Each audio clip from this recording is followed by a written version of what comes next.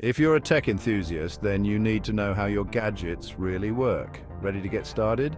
Technology can seem like magic, but it's all about science and engineering.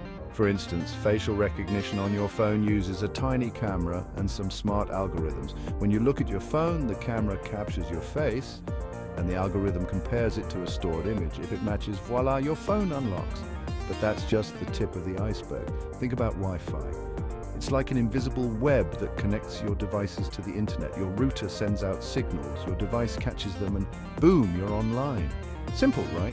And what about those voice assistants like Siri or Alexa? They use artificial intelligence to understand and respond to your commands.